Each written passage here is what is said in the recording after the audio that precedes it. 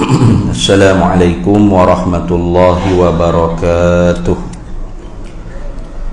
Ila hadratin nabiyil mustafa sayyidina rasulillah sallallahu alaihi wasallam wa ila kaffatil anbiya'i wal mursalin wa li azwajihi ummahatil mu'minin wa li ahli baitihi wa dhurriyyatihi wa ashabihi ajma'in. وثم إلى أرواح مشايخنا ومعلمينا وعلمائنا وخصوصا إلى روح شيخ مصنف هذا الكتاب وأصوله وفروعه ومن ينتسب إليه أجمعين. شيء لله لنا ولهم الفاتحة. أعوذ بالله من الشيطان الرجيم. بسم الله الرحمن الرحيم. الحمد لله رب العالمين الرحمن الرحيم مالك يوم الدين. إياك نعبد وإياك نستعين اهدنا الصراط المستقيم صراط الذين أنعمت عليهم غير المغضوب عليهم ولا الضالين آمين. بسم الله الرحمن الرحيم. الحمد لله رب العالمين والصلاة والسلام على سيدنا وحبيبنا وشفيعنا وزخرنا ومولانا محمد وعلى آله وصحبه أجمعين. سبحانك لا علم لنا إلا ما علمتنا إنك أنت العليم الحكيم. ولا حول ولا قوة إلا بالله العلي العظيم. ولا حول ولا قوة إلا بالله العلي العظيم. اللهم افتح علينا فتوح العارفين بك بالحكمة وافتح علينا من لدنك علما كما فتحت على سيدنا محمد صلى الله عليه وسلم بحق طه سيد الكونين وجد الحسنين أبي البطول والقاسم. ربنا افتح بيننا وبين قومنا بالحق وأنت خير الفاتحين. رب اشرح لي صدري ويسر لي أمري واحلل عقدة من لساني يفقه قولي. سدد لساني واهد قلبي بحق جدنا سيدنا رسول الله صلى الله عليه وعلى آله وصحبه وسلم. Rabbi yassir wa la tu'assir wa tammim bil khair ya karim. Amma ba'du. Faqala Syekh Muhammad Asy'ari rahimahullahu ta'ala.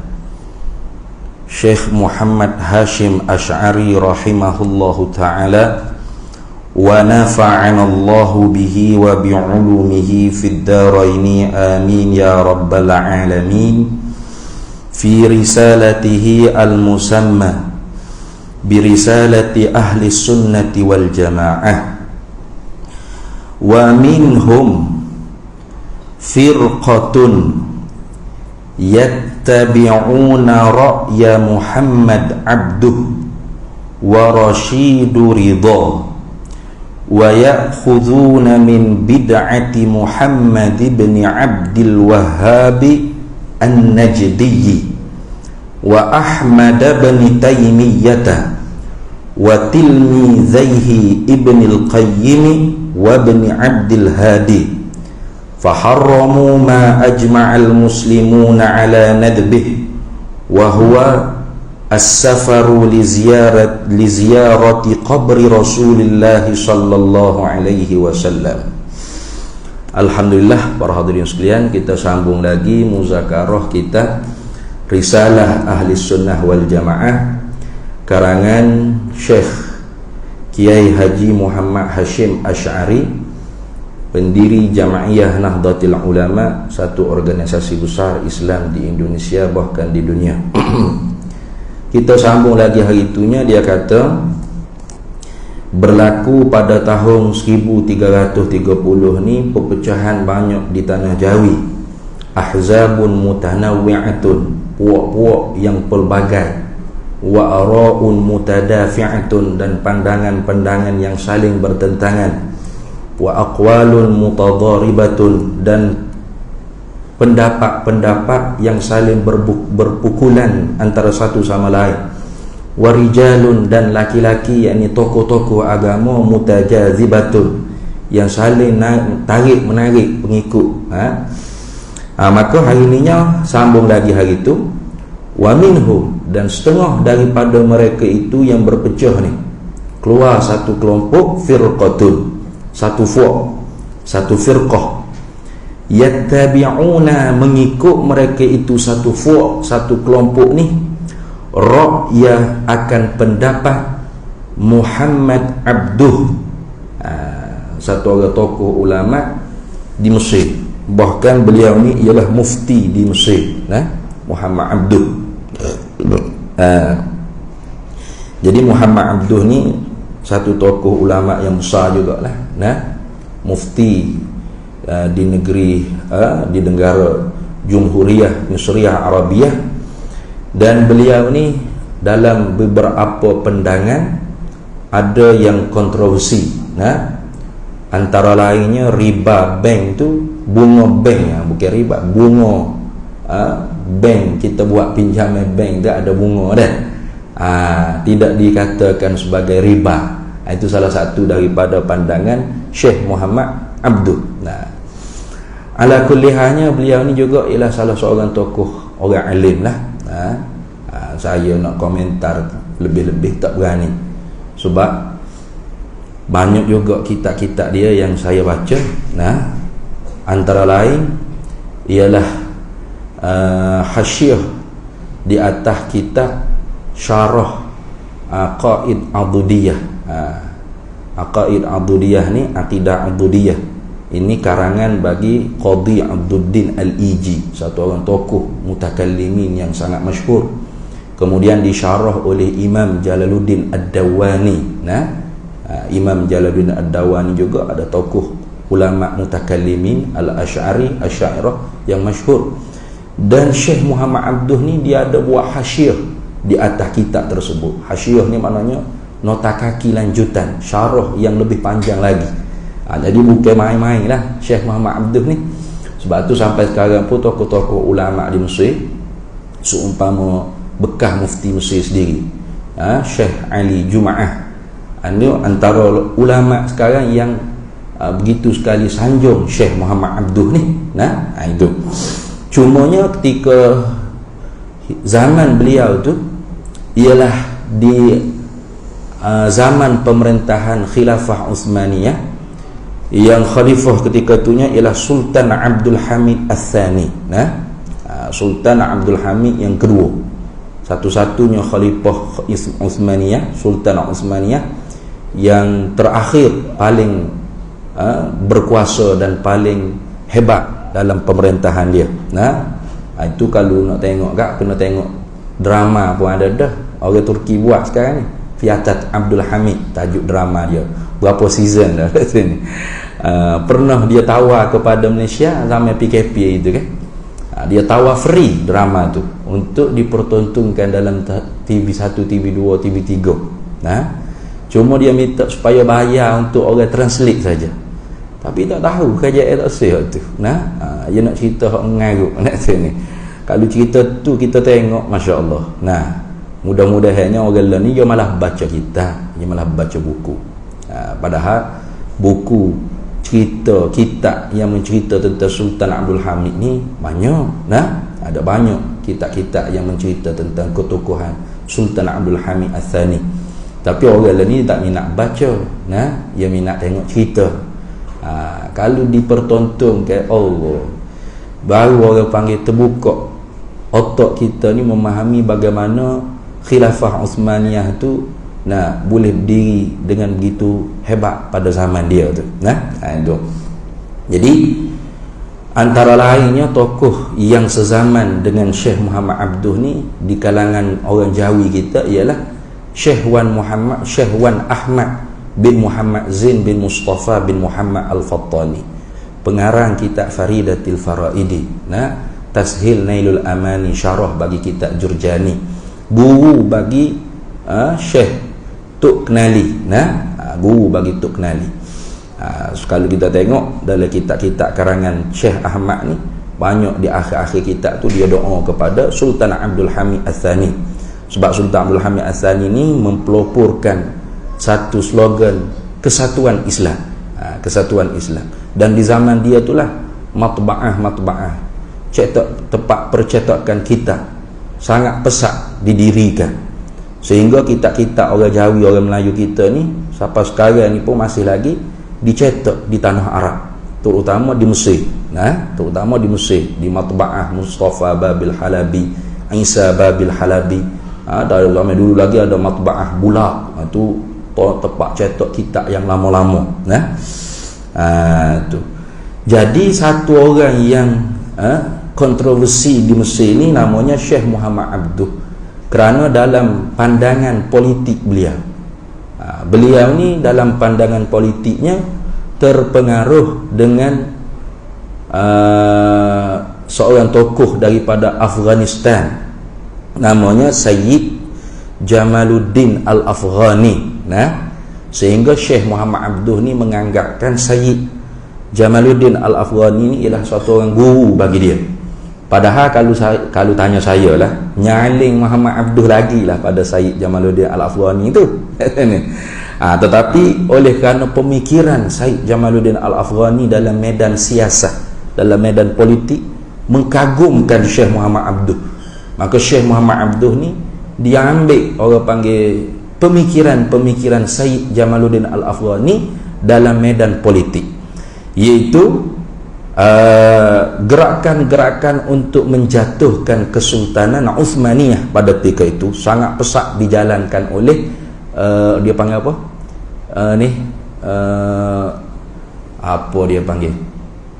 Gerakan di bawah tanah ni lah, underground ni. Dia panggil mission apa tu? Orang tahu dah? Allah. Muhammad Abduh ni termasuk di kalangan orang yang daftar jadi ahli. Mission apa? Mission scenery kau gapo dia panggil ni, ada kan? Yang dibongkar oleh Sultan Sultan Abdul Hamid Ats-Tsani. Kamu tak ingat nama kumpulan itu? Sohu sangat lah. Bukan Suhyuniyah, bukan gerakan Zioni. Dia gerakan apa dia panggil? Allahumma shalli ala Muhammad. Kalau hari lahir dia atau hari wafat Syekh Muhammad Abduh ni, kumpulan tu dia buat, orang panggil wish lah, kata-kata sambutan sebagai Syekh Muhammad Abduh ni salah seorang daripada anggota kumpulan tersebut. Kumpulan tu orang kafir lah, bukan orang Islam dah. Kumpulan tu orang kafir punya krik untuk menjatuhkan kerajaan Uthmaniyah. Bagai-bagai cara lah, kalau kita tengok dari drama tu hebat sungguh lah. Bagai-bagai cara orang kafir ni nak bunuh umat Islam dengan menghilangkan keyakinan mereka terhadap kekhalifahan Sultan Abdul Hamid Ats-Tsani. Itu. Maka di zaman ni jugalah berlakunya orang panggil nasionalisme Arab. Dikreatkan orang panggil fahaman apa? Kebangsaan Arab, iaitu merasakan orang Arab lebih layak untuk memegang tampuk khalifah berbanding dengan orang Ajam, kerana Turki ni bukan Arab, Ajam. Maka bagai-bagailah orang panggil serangan-serangannya. Antara lain juga ialah guru bagi Syekh Muhammad Abduh, iaitu Sayyid Jamaluddin Al-Afghani. Sehingga guru dia Sayyid Jamaluddin Al-Afghani ini ditangkap di Istanbul dan dihukum penjara sehingga mati oleh Sultan Abdul Hamid Ats-Tsani. Jadi satu orang daripada murid beliau, bukan murid dari medan ilmu. Kenapa saya kata gitu? Sebab Muhammad Abduh ni alim, dia dalam medan ilmunya seorang yang alim, ulama besar dia. Saya tengok ke karangan-karangan dia tu, baca pun tak faham apa hak dia bahas. Memang hebat sungguh Syekh Muhammad Abduh ni. Tetapi murid dari segi ideologi politik dia panggil. Ideologi politik, iaitu nak kepada tajdid, pembaharuan, kemodenan, kemajuan, tidak mahu lagi kepada Khilafah Utsmaniyah yang dianggapkan mundur dan kuku besi pada zaman tersebut. Itu dah. Wa Rashidur Ridha, dan Rashid Ridha ni anak murid kepada Syekh Muhammad Abduh, dan beliaulah banyak mengumpulkan orang panggil karangan-karangan Syekh Muhammad Abduh. Antara lain ialah tafsir Quran Syekh Muhammad Abduh. Saya ada kat pondok tu, tafsir Quran Syekh Muhammad Abduh. Boleh kata panjang meja ni, tu pun tak selesai, tak habis. Beliau meninggal dunia, Syekh Muhammad Abduh ni. Jadi orang alim lah, bagaimana kita nak komentar, tetapi walau alim bagaimanapun, adalah beberapa fatwa-fatwanya agak tergelincir. Itu sudah biasa. Tergelincir daripada ijma' ulama ahli sunnah wal jamaah. Habis. Wa ya'khuzuna min bid'ati Muhammad ibn Abdul Wahhab an-Najdi. Ini kata Syekh Muhammad Hashim Asy'ari, bukan kata saya dah. Saya baca ni. Lama ada nak marah sini dah. Wa ya'khuzuna, dan mengambil mereka itu siapa? Syekh Muhammad Abduh dan Rashid Ridha ni dikatakan oleh Kiai Muhammad Hashim Asy'ari, mereka ni mengambil min bid'ah, daripada bid'ah, mana perkara yang direka-rekakan oleh Muhammad bin Abdul Wahhab an-Najdi. Jadi Syekh Muhammad bin Abdul Wahhab an-Najdi ni kita maklumlah, iaitu satu tokoh pembaharuan Islam di Najd. Yang bersatu dengan Muhammad bin Saud untuk menjatuhkan, orang panggil khilafah Uthmaniyah juga. Tu sehingga kepada mereka lah dinisbahkan gelaran Al-Wahhabiyah. Wahabi tu jelah tu. Tapi zaman sekarang ni jadi orang panggil murah dah gelaran Wahabi ni. Habis orang jadi Wahabi belakang ni, tak kena ni. Jadi tak ada nilai dah gelaran tersebut. Kalau dulu gelaran ni bagi orang hak betul-betul menyalahi dengan hak apa dibawa oleh ulama-ulama ahli sunnah wal jamaah tempatan.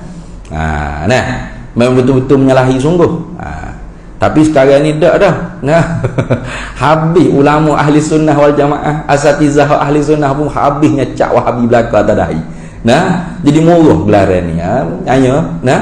Tak ada manfaat dah gelaran ni jadi. Sebab apa?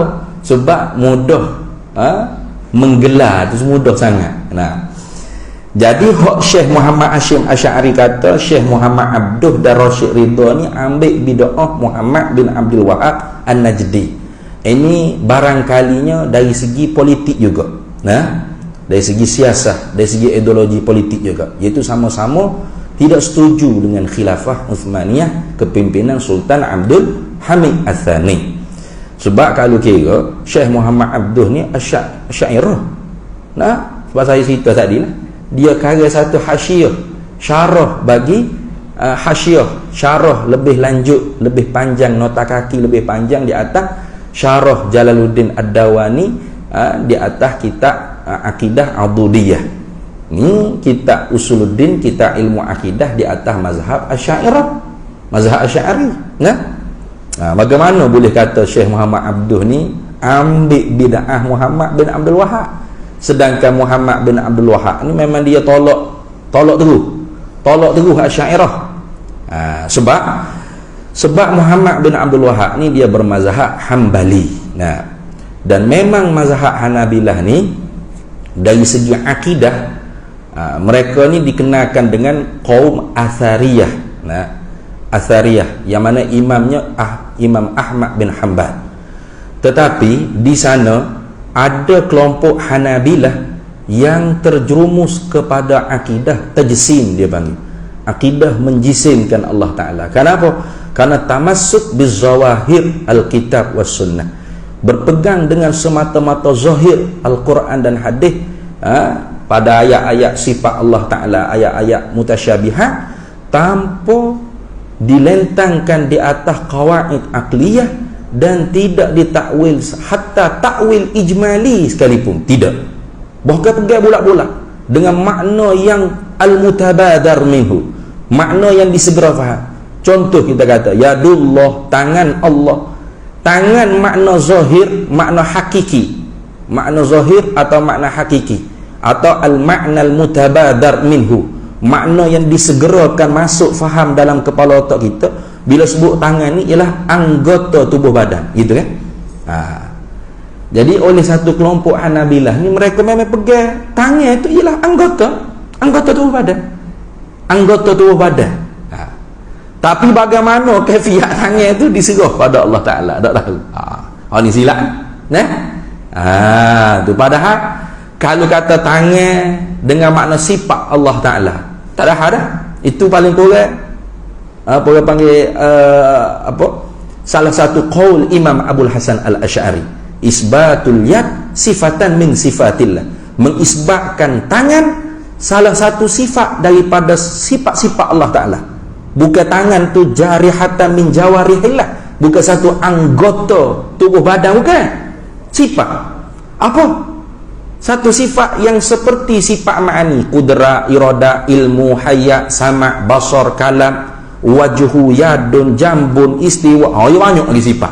Itu salah satu qaul Imam Abul Hasan Al-Asy'ari, itu mengisbatkan semua tu sifat-sifat ma'ani di zat Allah Ta'ala. Lepas apa hakikatnya? Wallahu a'lamu bihaqiqatiha. Allah yang mengetahui apakah hakikat sifat tangan, sifat wajhu, sifat jambun, sifat istiwa, sifat kudrat, sifat iradah. Allah yang mengetahui hakikat, kita tak tahu. Itu cukup dah tu. Ataupun tangan bukan tangan anggota tubuh badan. Lepas tu tangan dengan makna qudrah, itu takwil tafsili, salah satu juga pendapat Imam Abul Hasan Al-Asy'ari. Ataupun tangan di situ bukan anggota tubuh badan, apa makna? Serah pada Allah Ta'ala. Allah yang Maha mengetahui. Itu salah hak asal, salah hak asal, bukan salafi dah, salah hak asal. Mana? Amirruha kama ja'at, kita baca seperti mana yang dibawa datang oleh Nabi sallallahu alaihi wasallam. Qira'atuha tafsiruha, kita baca tu ialah tafsir dia dah. Baca dia tu tafsir dia dah. Baca dia tu tafsir dia dah. Jangan duk tanya banyak. Lepas tu tanya anggota, laisa kamitslihi syai' wa lam yakul lahu kufuwan ahad. Bukan makna tu. Tak tahu makna situ. Allahu a'lamu bihaqiqatiha. Allah lah yang mengetahui apa makna tangan yang sebenar. Bukan makna anggota tubuh badan. Kalau hak tu selamat. Hak tu ahli sunnah wal jamaah lah kata. Sama ada takwil ijmali serta serah tafwid, atau takwil ijmali isbat sebagai sifat, atau takwil tafsili. Takwil ijmali dan takwil tafsili. Ini disimpulkan oleh Imam Ibrahim Al-Laqani dalam kitab Matan Jauharatit Tauhid.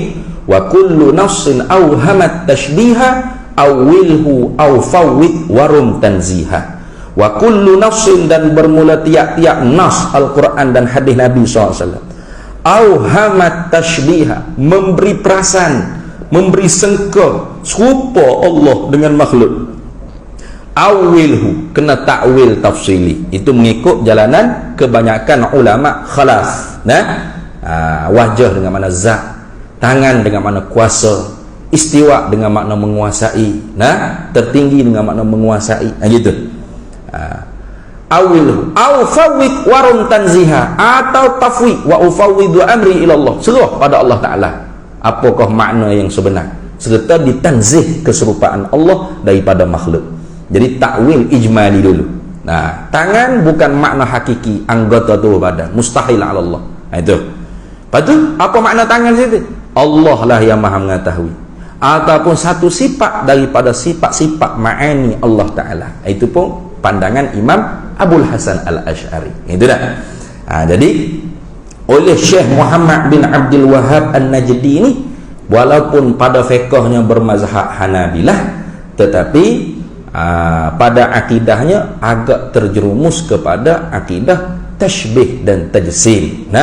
Itu tidak mengikut sebenar-benar Imam Ahmad bin Hanbal pada pegangan Athariyah, dia panggil kelompok Athariyah.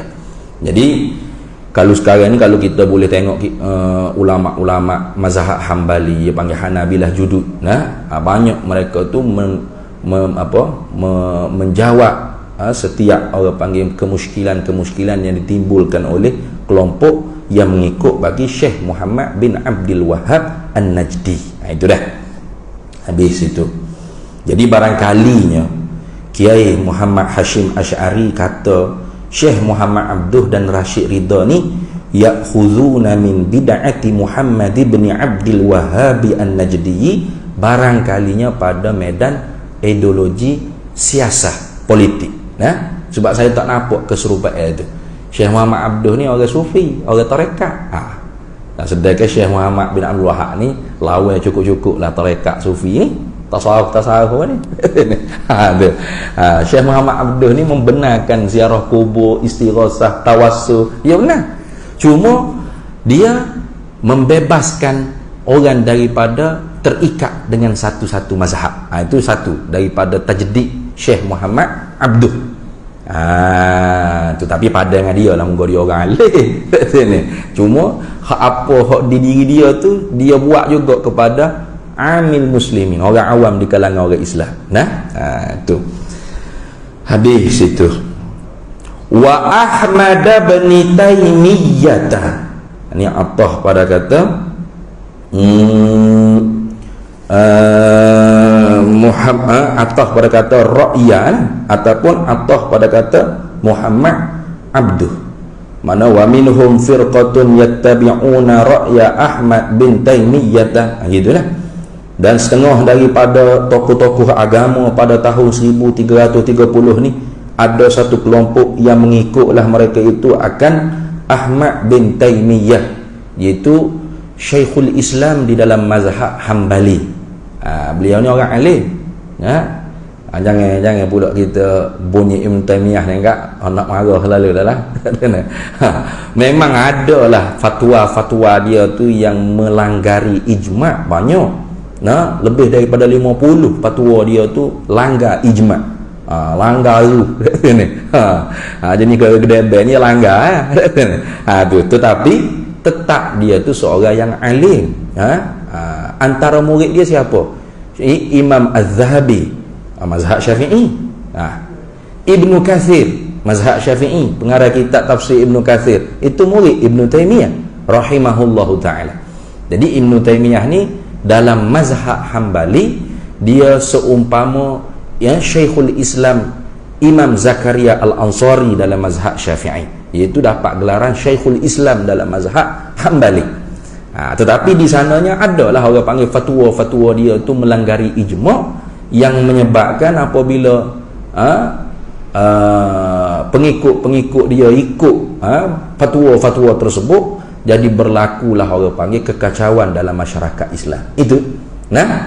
Jadi sebab tu kalau guru kami di Al-Azhar Asy-Syarif, antara lain Syekh Ali Jumaah sendiri, Syekhul Azhar Syekh Ahmadut Tayyib, sekarang Syekhul Azhar, sekarang Imamul Akbar, Syekhul Azhar. Begitu juga guru yang saya mulazamah mengaji kitab-kitab Usuluddin di Masjid Al-Azhar, Al-Fadilatul Syekh Dr. Jamal Faruq Ad-Daqaq Al-Hasani, amik kuliah Usuluddin Dakwah. Setiap kali menyebut nama Ibnu Taimiyah ni, Al-Hafiz Ibnu Taimiyah. Dalam medan hadis dia ni pangkat gelaran Al-Hafiz, orang yang hafal 100,000 hadis.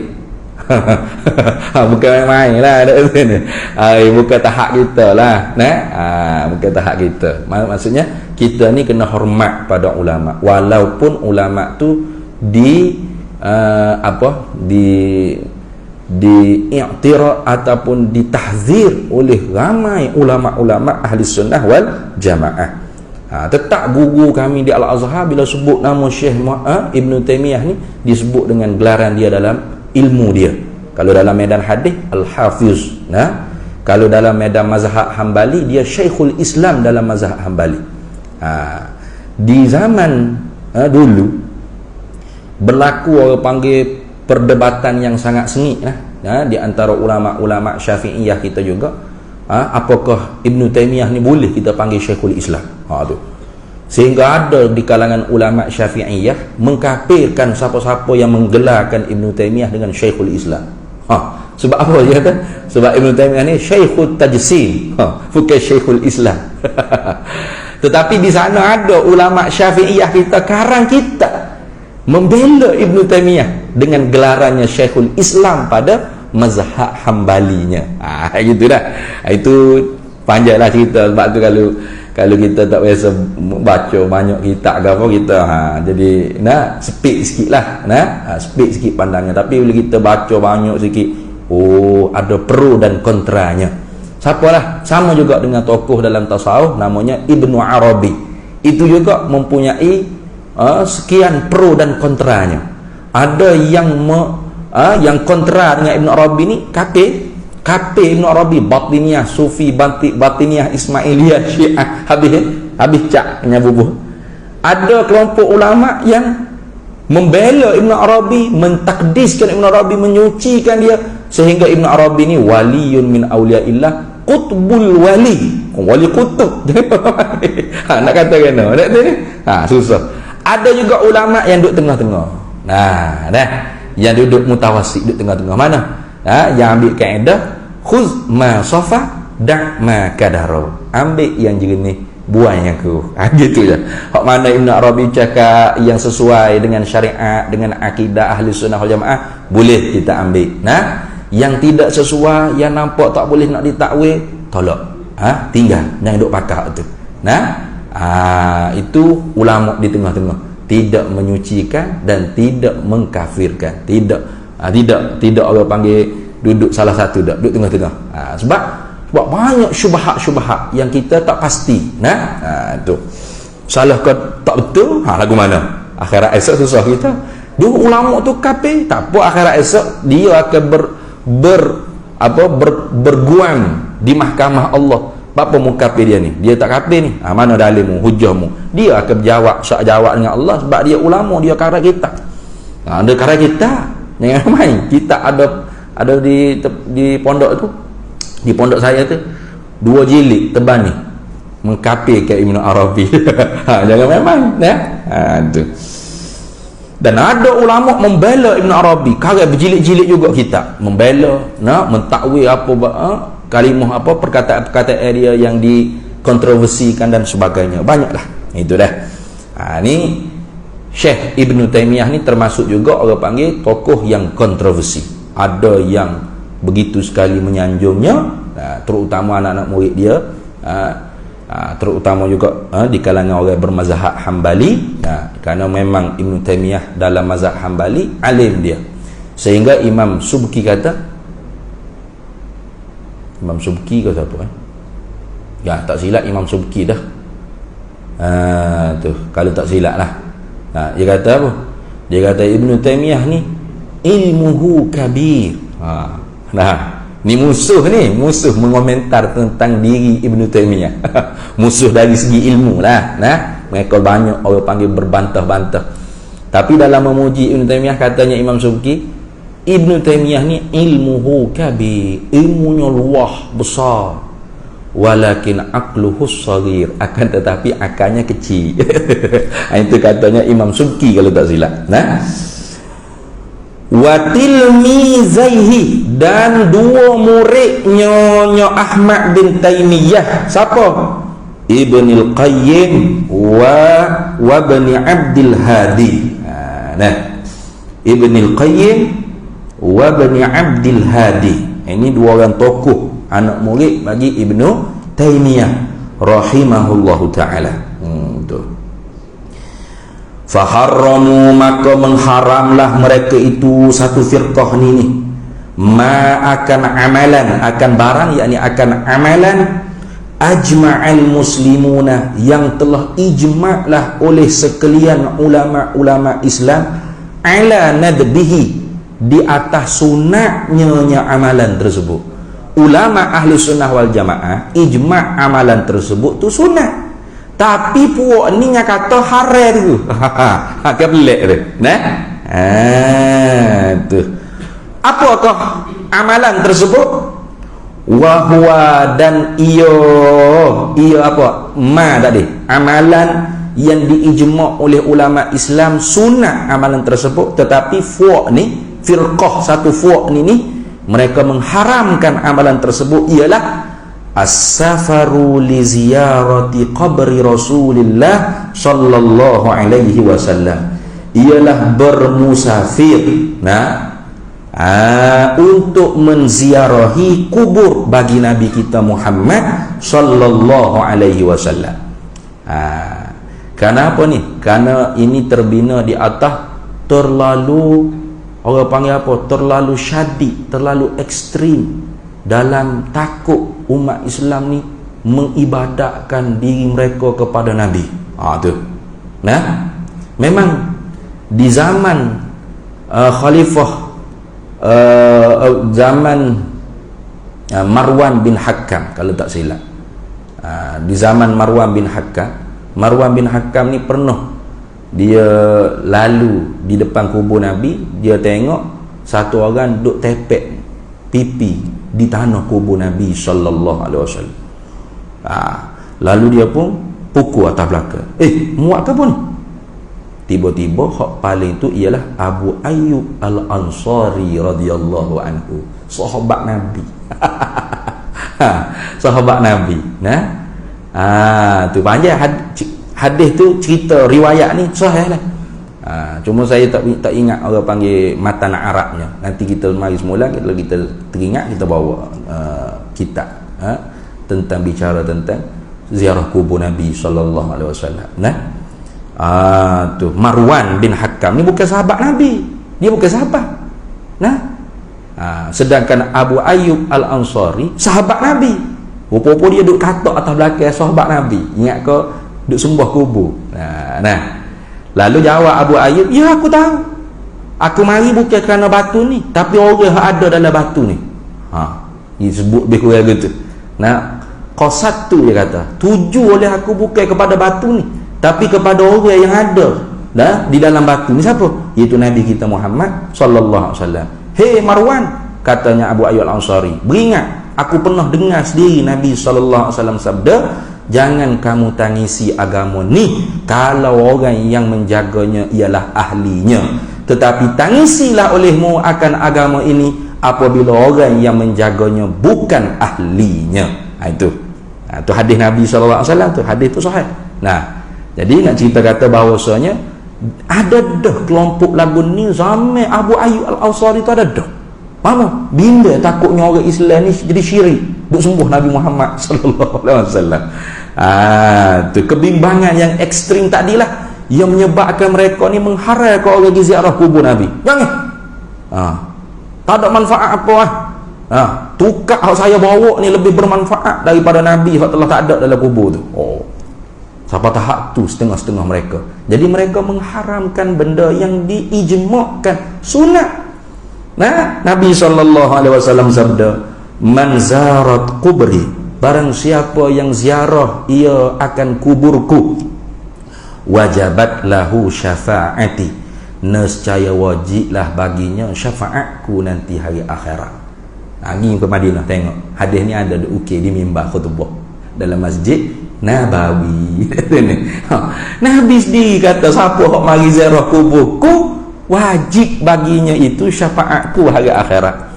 Bahkan Nabi kata man hajja aw umrata falam yazurni faqad jafani, barang siapa yang berhaji dan berumrah tapi dia tak mari ziarah aku, ya dah, kerana haji umrah tak ada satu daripada rukun ke fardu ke wajib haji ke ziarah kubur Nabi tak ada. Kalau umrah kan niat ihram tawaf 7 kali, sa'i Safa Marwah, lepas tu tahlul, habis boleh satu umrah, tak ada pergi ke Madinah pun tak apa, sah dah umrah. Maka Nabi kata man hajja au umrata, barang siapa yang berhaji atau berumrah falam yazurni, maka tiba-tibanya dia tidak mari ziarah aku di Madinah, faqad jafani, maka sesungguhnya dia benar-benar nak buat bala dengan aku, dia mau menyakiti aku. Itu lagu tu dah. Maka jangan kita jadi lagu tu. Ni azan dulu dah. Baik.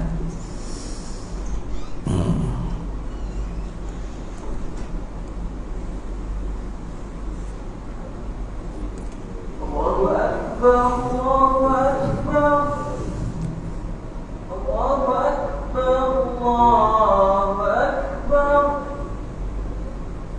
Asyhadu an la ilaha illallah. Asyhadu an la ilaha illallah.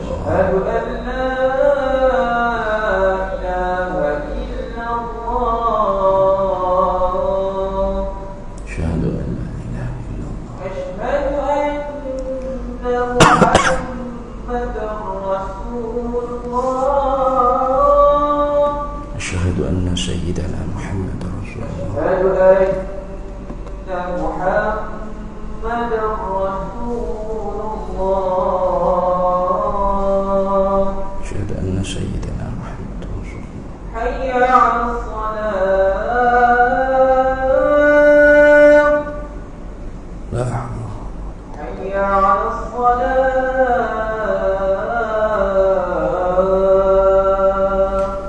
لا حول ولا قوة حي على الفلاح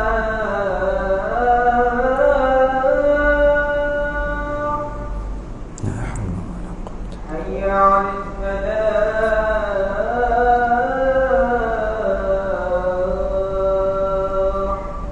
لا حول ولا قوة الله أكبر الله أكبر الله أكبر الله أكبر لا إله إلا الله لا إله إلا الله سيدنا محمد رسول الله صلى الله عليه وسلم اللهم رب هذه الدعوة التامة والصلاة القائمة آت سيدنا ومولانا محمدا الوسيلة والفضيلة والشرف والدرجة العالية الرافعة وبعثه مقاما محمودا الذي وعدته إنك تخلف الميعاد. Baik. Jadi fok dia ni terlalu syadik ekstrim sangat, takutnya yang kata jadi syirik sembah Nabi, maka mengharamlah mereka itu akan ziarah kubur Nabi sallallahu alaihi wasallam. Kalau kita baca dalam hadis-hadis banyak sangatlah orang panggil hadis-hadis tentang anjuran kita berziarah ke kubur Nabi sallallahu alaihi wasallam. Begitu ada satu hadis di zaman Sayyidina Abu Bakar kalau tak silap, iaitu sahabat pergi mengadu kepada Aisyah radhiyallahu taala anha wa alaiha salam tentang kemarau, musim kemarau yang melanda di Madinah. Maka Aisyah kata, idhab ila qabrin Nabi sallallahu alaihi wasallam. Pergi kubur Nabi sallallahu alaihi wasallam. Apa tu? Buka atap, jangan wiada orang panggil antara langit dengan kubur Nabi itu satu penutup, sakfun, jangan ada sakfun. Lepas tu berdoa kepada Allah, mudah-mudahan diturunkan hujan. Maka turun sungguh. Maka sebab tu kalau kita tengok kubur Nabi, kubbatul khadra, kubur hijau tu kan, kubur hijau tu kubur Nabi. Sampai sekarang pun ada dia buat pitu. Di atas tu ada pitu. Pitu tu tepat kepada tanah kubur Nabi sallallahu alaihi wasallam. Sejak zaman berzaman sampai ke zaman zaman khilafah Uthmaniyah, begitulah dibuka.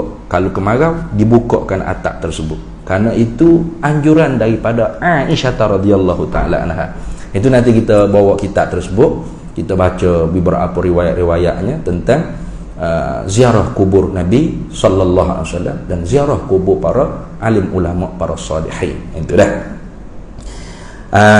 Jadi tidak berasah lah orang panggil kebimbangan mereka ni, kebimbangan yang ditimbulkan oleh orang yang seumpama Marwan bin Hakam tadi, yang silap pergi berlepuk atas belakang Abu Ayyub al-Ansari. Ingat ke siapa? Awak tu awak bukan sahabat pergi berlepuk atas belakang sahabat. Ingat ke orang jahil duduk tepek muka di kubur Nabi sallallahu alaihi wasallam. Itu. Nabi kita sabda, inni lastu akhsha alaikum an tusyriku. Aku tidak bimbang berlaku ke atas kamu tu kesyirikan. Sebab apa? Sebab Nabi sallallahu alaihi wasallam tahu kita orang mukmin ni apabila kita mengaji sungguh ilmu akidah, faham sungguh ilmu tauhid, maka kita orang mukmin, bukan orang musyrik. Kita tidak mensyirik ke Allah Ta'ala, tidak menyengutukan Allah Ta'ala pada zatnya, pada segala sifatnya, pada segala perbuatannya. Melainkan kalau tak mengaji, memanglah jangan kata jumpa Tok Bomo. Orang tak mengaji ilmu akidah ni saat sekarang duduk dalam ekong ni pun syirik. Ni duduk bawah cerah lapu, bawah beranginya kipas, bawah sejuknya ekor, kafir sambil-sambil dah. Apa? Ada dia i'tikad ekon yang menyejuk. Tabiat ekon memberi sejuk, tabiat lampu memberi cerah, tabiat kipas yang memberi angin, kafir selalu dah. Atau kerana ekon bagi sejuk, kerana kipas bagi angin, kerana lampu dapat cerah, kafir selalu dah. Mana? Wa may yaqul bi tab'i aw bi illah fadzaka kufrun 'inda ahli millah. Barang siapa yang mengiktikadkan makhluk ni dapat memberi manfaat mudarat dengan kerananya atau tabiat dia, maka itu pegangan kufur di sisi ulama ahli sunnah wal jamaah.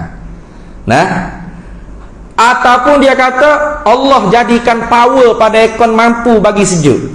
Ya tak? Pada kipas ada power Tuhan buat mampu bagi angin. Pada Panadol kekuatan yang Tuhan jadikan mampu bagi sehat. Pada makanan, pada nasi ke apa, ada kuah power yang Allah jadikan mampu bagi kenyang, mampu hilangkan dahaga. Air ni Allah Ta'ala buat ada power dia. Itu pada kufur khilaf ulama. Tapi sesat sepakat, wa man yakul bil quwwatil muda'ati fadzaka bid'iyyun fala taltafiti.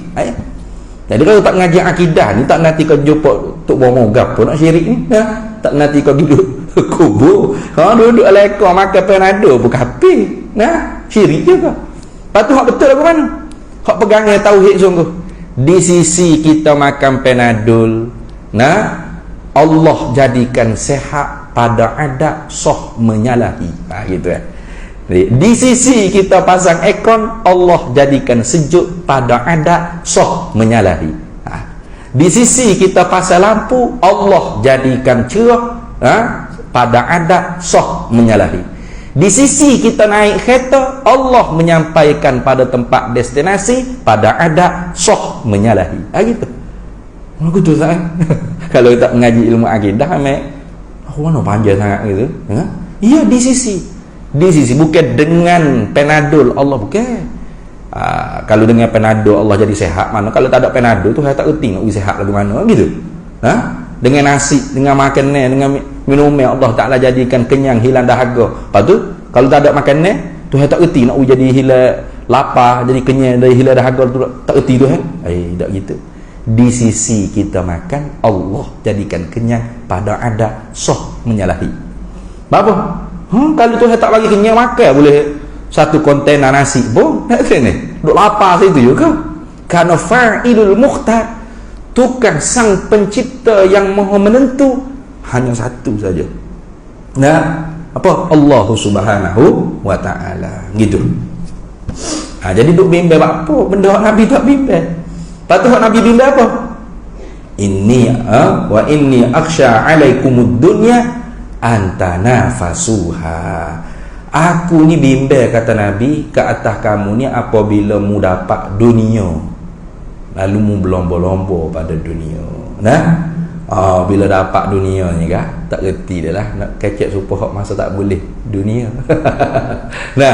Masa tak ada pangkat, tak ada jawatan, tak ada kuasa, berdegar-degar kita ni lawan benda-benda mungkar ni. Tapi bila sudah ada pangkat, sudah ada kuasa, tak berani nak kecek ke mana, payah, jadi berat mulut, jadi penuh sagung juga, jadi tak boleh nak kecek kita. Tu hak Nabi bimbang. Yang tu hak Nabi kita Muhammad sallallahu alaihi wasallam bimbang. Ingat baik. Jadi kita kena bimbang hak Nabi bimbang. Tak sudut bimbang hak benda hak Nabi tak bimbang. Nak suzon pasal apa dengan orang Islam? Awak ni makan Panadol ni, awak iktikad Panadol bagi sembuh kau. Syirik ni awak ni kafir. Awak bawa pakai Panadol gitu. Nyanyi gitu. Dah dia orang Islam, dia makan Panadol, mesti dah dia iktikad Allah bagi sehat, bukan Panadol. Gitu cukup. Kita husnuzon dengan orang Islam. Tak payah kita su'zon dengan orang Islam. Tu tengok. Wahwa dan ia ma ajma'al muslimuna ala nadbih, amalan yang diijma'kan oleh ulama Islam di atas sunatnya. Tiba-tiba mereka mengharap ialah as-safaru li ziyarati qabri Rasulillah sallallahu alaihi wasallam, ialah musafir nak pergi ziarah kepada kubur Nabi kita Muhammad sallallahu alaihi wasallam. Hak ni dalam Quran tak ada lagi lah. Kita duduk dengan hazah atau nasakh mansukh, tak termasuk daripada nasikh mansukh.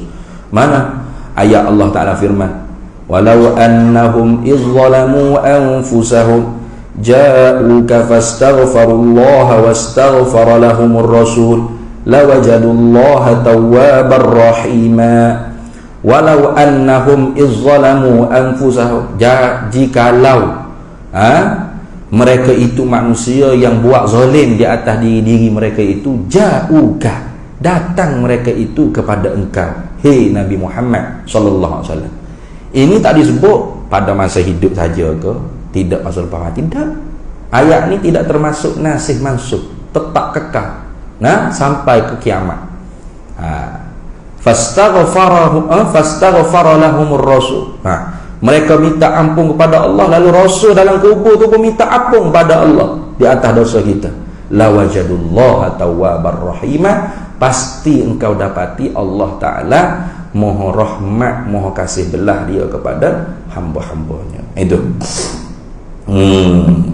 Jadi kita orang mukmin, orang Islam, ahli sunnah wal jamaah ni, kalau pergi ke Mekah, buat haji ke buat umrah, rezeki Allah Ta'ala bagi, tetaplah kita pergi ziarah kepada kubur Nabi kita Muhammad sallallahu alaihi wasallam, supaya kita tidak termasuk hak Nabi sallallahu alaihi wasallam kata, man hajja au umratah falam yazurni faqad jafani. Siapa yang berhaji dan berumrah tapi tak mari ziarah aku, maka dia buat menyakiti hati aku. Dan supaya kita termasuk orang yang dapat syafaat Nabi akhirat kelak, kerana Nabi kata, man zarat kubri, siapa yang mari ziarah kuburku, wajabat lahu syafaati yaumal qiyamah, maka pastilah dapat baginya syafaatku pada hari kiamat. Gitu. Wa khalafuhum, dan menyalahilah mereka itu, fu' tadi itu, hum akan mereka itu orang Islam, fima dzukira, pada barang yang disebut, ia barang, yakni pada masalah ziarah kubur, wa ghairihi, dan banyak lagi hak lainnya, masalah tawassul, masalah istighatsah. Itu banyak orang panggil perkara-perkara yang menyebabkan jadi berlaku perbalahan dalam masyarakat. Itu dah. Tawassul tak boleh. Sebab apa dia kata? Nabi mati dah, nak tawassul pasal apa? Tak boleh manfaat mudarat. Tu penat tu. Kita di Selangor ni kalau khutbah Jumaat, tiap-tiap khutbah yang kedua tu pasti tawassul dengan Nabi. Betul tak? Allahumma inna nas'aluka wa natawassalu ilaika binabiyyika. Tengok, tawassul dengan Nabi. Tapi fuak ni kata tak boleh. Apa? Syirik. Sebab apa tak menjadi syirik? Sebab Nabi tak ada dah. Nabi tak boleh beri manfaat mudarat sebab yang mati dah. Kalau dia hidup baru boleh. Itulah syirik ayatnya. Nabi ni kalau hidup ke, kalau wafat, intikal, mati, meninggal dunia ke, tetap sama saja tidak dapat memberi manfaat dan mudarat. Patut kalau kita duk tawassul tu, minta dengan Allah, wasilah dengan Nabi. Gitu. Ingat baik-baik.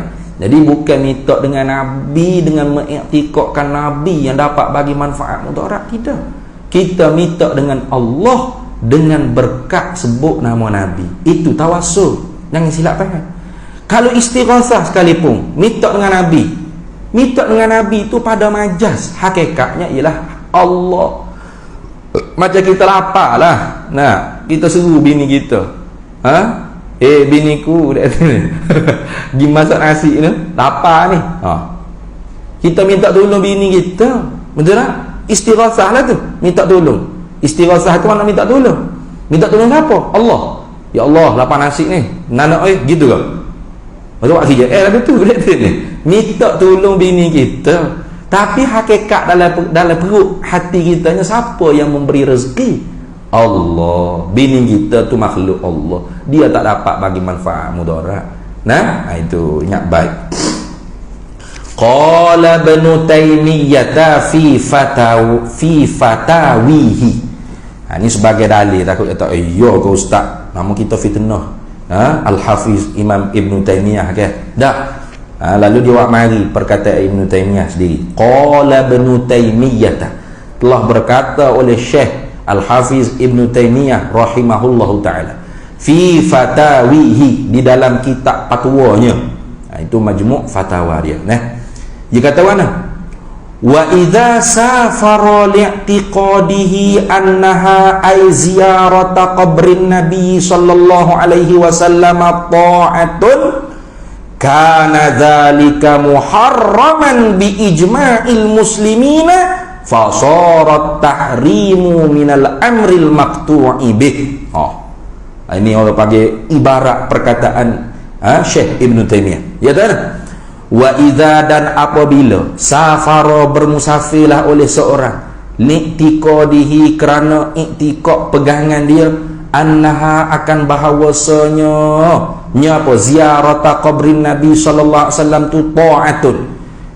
Pegangan dianya ziarah ke kubur Nabi tu ialah taat, ibadah. Satu ibadah yang dapat pahala. Yalah, dah Nabi sendiri kata, man zarat qabri, man zarat kubri wajabat lahu syafaati yaumal qiyamah. Dah apanya? Betul lah. Ibadah lah tu. Kita ziarah kubur Nabi tu ibadah juga. Ibadah, taat. Tiba-tiba Imam Ibn Taymiyah kata, siapa yang bermusafir dengan pegangan hati dia bahawasanya ziarah kubur Nabi itu ialah sebagai ta'atun, sebagai ibadah, kana dzalika, nescaya adalah demikian itu ziarah kubur Nabi tersebut muharraman bi ijma'il muslimina, jadi haram hijrah tersebut dengan sebab ijma' orang Islam. Kata siapa? Ini dakwanya Ibnu Taimiyah. Ini dakwanya tu. Jadi bagi dia bukan ziarah kubur Nabi, ziarah masjid Nabi. Ya gitu. Sehingganya banyak kitab-kitab seumpama kitab Riyadhus Shalihin ataupun kitab sahih Muslim, kalau ada orang panggil bab pada menyatakan kelebihan ziarah kubur Nabi, babun fi bayani fadilati ziyarati kubrin Nabi SAW, ditahrif, dibuang, dihazaf, ditukar, bukan tahrif, ditabdil, ditukar. Tukar mana? Babun fi bayani fadilati ziyarati masjidin Nabawi. Gitu. Bab pada menyatakan kelebihan ziarah masjid Nabi. Dia tak asli ziarah kubur Nabi. Tu gitu. Maknanya tak tahulah dia ambil di mana lagu tu. Kita ziarah masjid Nabi pun ibadah, ziarah kubur Nabi kerana kubur Nabi dalam masjid Nabi pun ibadah. Dua-dua ibadah. Dua-dua ibadah. Fasara, maka jadilah at-tahrimu, pengharaman tersebut, minal amril maqtu'i bih, ialah setengah daripada hijrah yang patut ditinggal. Maqtu' makna dipotong, dibuang, bihi dengan dia. Jangan duk buat maknanya. Tak usah pergi ziarah kubur Nabi sallallahu alaihi wasallam. Parok tu. Itu kata Al-Hafiz Syekh Ibn Taymiyah rahimahullahu taala, antara salah satu daripada sejumlah besar fatwa-fatwa beliau yang mencari kharij lil ijma'il muslimin, yang mencari ijma' kaum muslimin. Ini antara salah satu fatwa ia, lebih daripada 50 fatwa Syekh Ibn Taymiyah yang melanggar ijma' ulama. Itu dah. Habis. Pak kita nak pergi hak ni? Tak payah. Kalau tanya saya, bagaimana ustaz pandangnya ustaz kepada Al-Hafiz Syekhul Islam fi Madhabil Hambali, iaitu Ibn Taymiyah rahimahullahu ta'ala? Kan kalau saya, seperti juga pada Ibnu Arabi. Mana? Khuz ma safa da' ma kadaru. Gitu ya. Ambil hak murni-murni. Banyak fatwa dia hak bagus-bagus, banyak. Rugi kalau kita tolak habis ya. Rugi kalau tolak habis.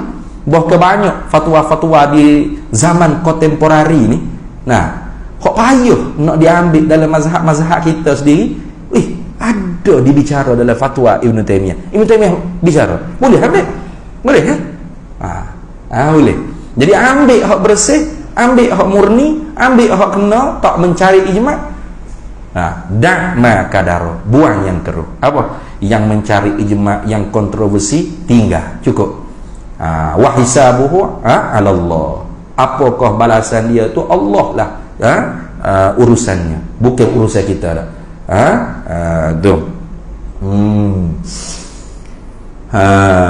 Sebab kita nak bicara lebih-lebih pun, semua ni orang telah meninggal dunia belakang dah. Mereka telah dapat apa yang mereka usaha. Kita belum dapat lagi balasan apa yang kita sedang usaha di dunia ni. Maka alim ulama kita, terutama di Al-Azhar Asy-Syarif, mereka sangat cermat dalam mengomentar orang-orang yang telah meninggal dunia, terutama tokoh-tokoh alim ulama kita. Itu dah. Habis itu kemudian nanti kita sambung lagi. Qala al-'allamatu Syekh Muhammad Bakhit Al-Hanafi Al-Muti'i fi risalatihi al-musammati tathhirul fuadi min danasil i'tiqadi. Wallahu a'lam wa ilmuhu atam. Bismillahirrahmanirrahim. Allahumma inna nas'aluka min khairi ajilihi wa ajilihi ma 'alimtu minhu wa ma lam na'lam, wa nas'aluka al-jannata wa ma yuqarribu ilaiha min qawlin wa 'amalin wa niyyatin wa i'tiqad, wa na'udzu bika minan nar wa ma yuqarribu ilaiha min qawlin wa 'amalin wa niyyatin wa i'tiqad, wa nas'aluka min khairi ma salaka 'abduka rasulika nabiyyuka Muhammadun sallallahu alaihi wasallam. Allahumma faqihna 'ilma asy-syari'ati wal ma'rifati wat tariqati wal haqiqah wasta'malna biha bihaqqi sayyidina Muhammadin sallallahu alaihi wasallam. Rabbi fanfa'na bi barakatihim wahdinal husna bi hurmatihim wa amitna fi tariqatihim wa mu'afatin minal fitani. Wa sallallahu sallam ala sayyidina Muhammad wa ala alihi wa sahbihi wa sallam, walhamdulillahi rabbil alamin. Para hadirin semua, sedikit panggil perkara hang nak kosinya. Alhamdulillah, pondok pelajar kita di Tanah Wakaf Kuang Sungai Buloh tu sudah hampir siap 98%. Ini ada dalam gambar ni, siap cak gapo ada semua. Terima kasih banyak.